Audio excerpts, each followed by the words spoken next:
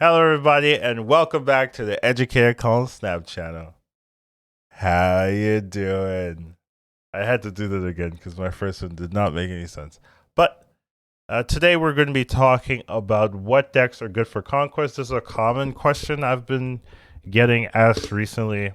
Just basically, Conquest is coming out. It's going to be different than Random Ladder since you're going to be mostly doing battle modes. And because of that, that's the meta is going to be a little bit different, and you might have to adjust your decks or play completely different decks to kind of make it be more effective in Conquest mode. So I just kind of want to talk about some of the deck ideas, some of the breakdowns, just to give you a little bit of an edge when it comes out in just a couple days.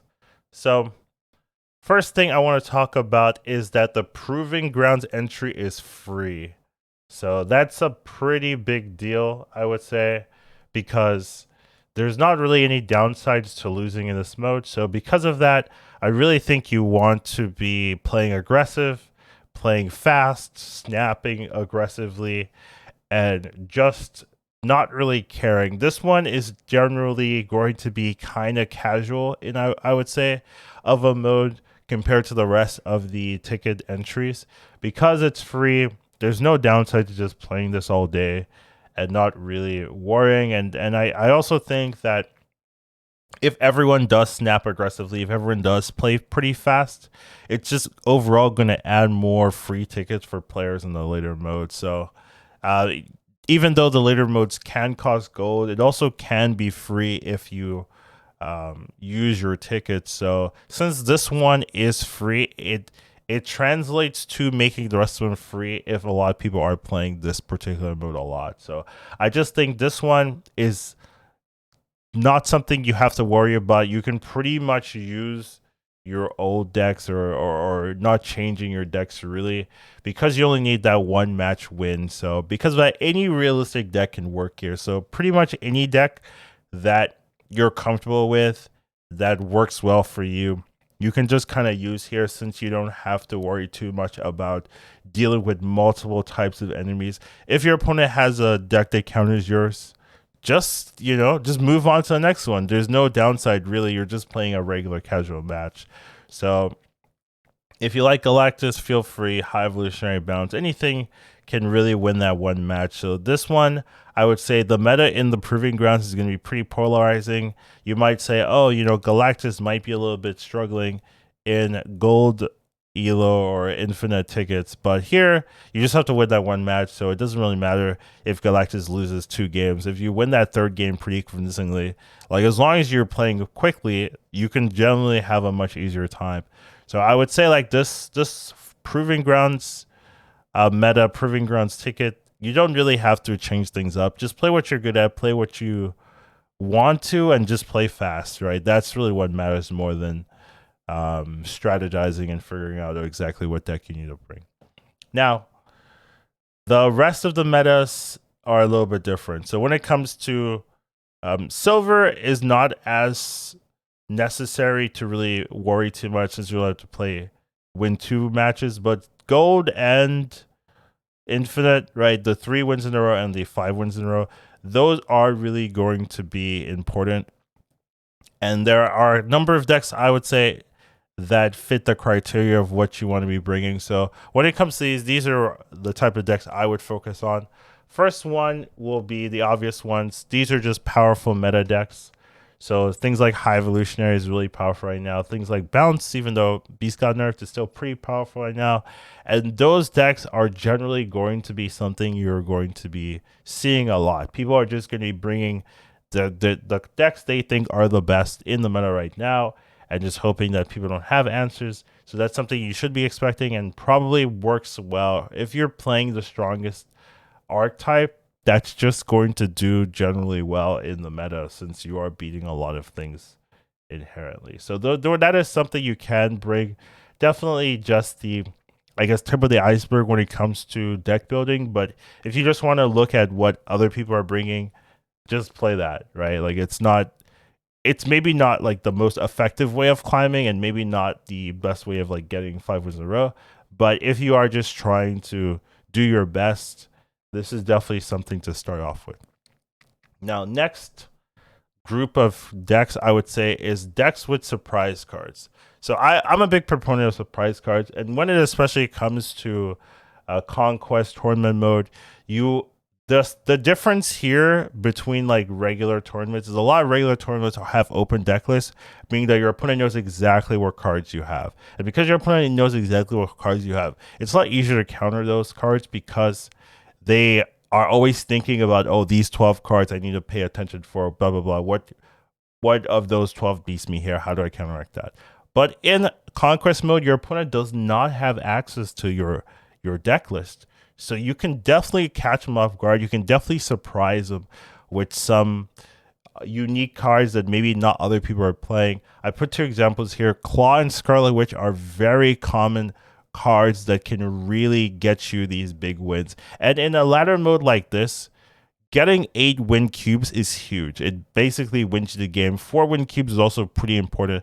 So having these type of cards that your opponent cannot expect, where they think they're going to win, and then you turn it around with a Scarlet Witch, with a Claw, with Omega Red, and he does a ton of surprise type cards, can really give you that edge, give you that win, let you get out of there right when they think they're going to win. So if you can get into positions where you're winning 4 cube games, 8 cube games, and that's when you first reveal the Scarlet Witch. That's when you first reveal the Claw. That's when you first reveal your surprise card. That is really going to give you such an edge in this type of battle because they don't know you have it until you play it. So as long as you're not playing that Claw, they don't know.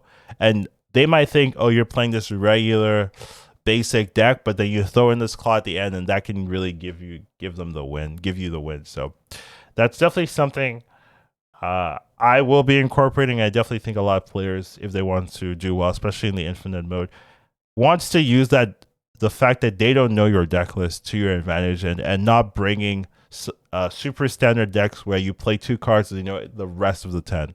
If that's what's happening, you give yourself a big weakness where they can start outplaying you and really figuring out exactly how much power you can put in every lane, everywhere, every time. So something like with surprises is definitely a big advantage, something you want to be looking into.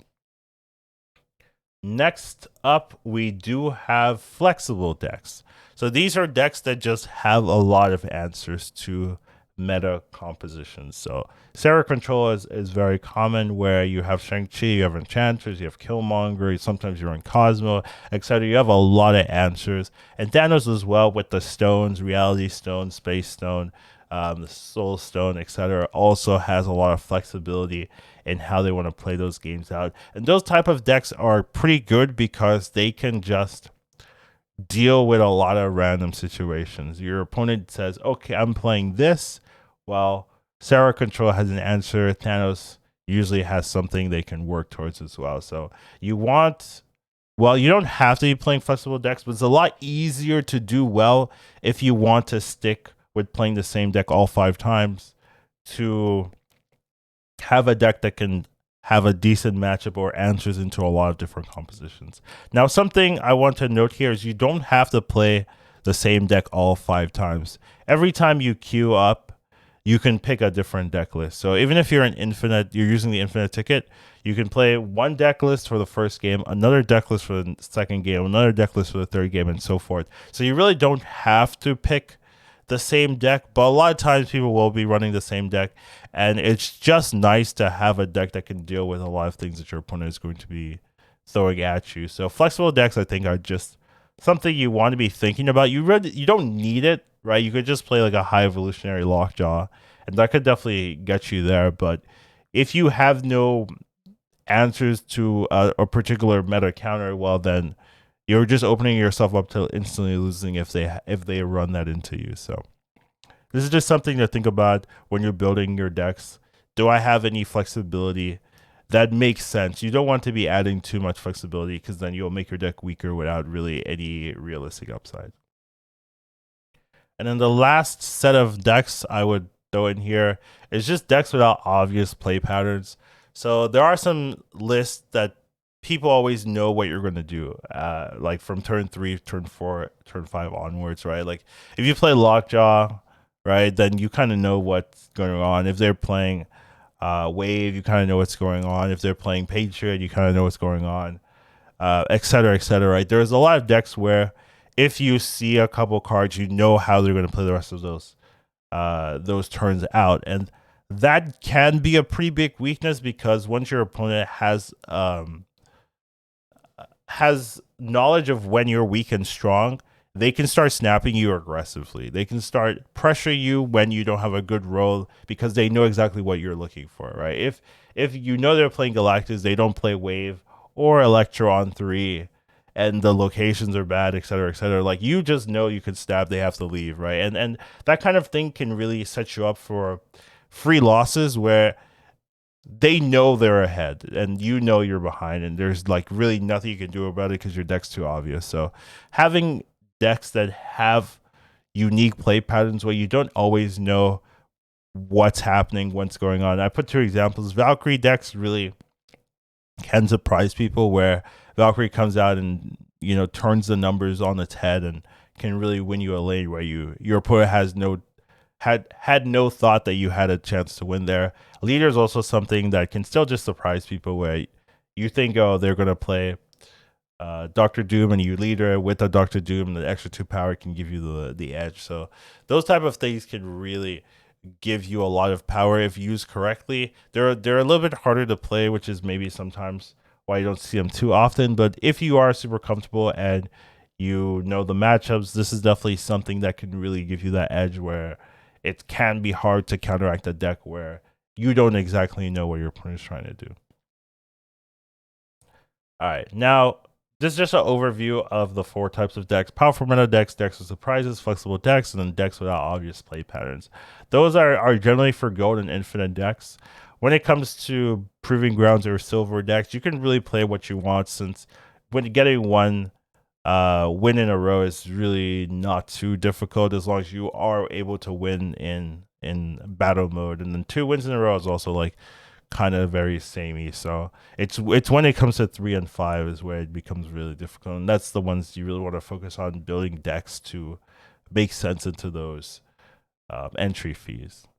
And last thing I believe is just decks to avoid. Maybe not the last thing, but some decks to avoid. You don't really want super predictable lists, right? So if I've talked about it, but if your opponent knows what you're going to do, then it's very easy to just always leave correctly for them and always snap correctly for them, right? If you have this super common ultra play, but it's so telegraphed, and it's like, okay, well, I'm just gonna leave. Well, then you're only getting 1 or 2 cubes every time you're doing well, and when you're not doing well, right, you're losing 2 to 4, essentially, right, since they're gonna snap you preemptively. So those kind of things can be hard, especially if you are doing infinite or gold, because you just if you get a bad matchup, it becomes so doomed if your list is so predictable. So that's definitely something to do.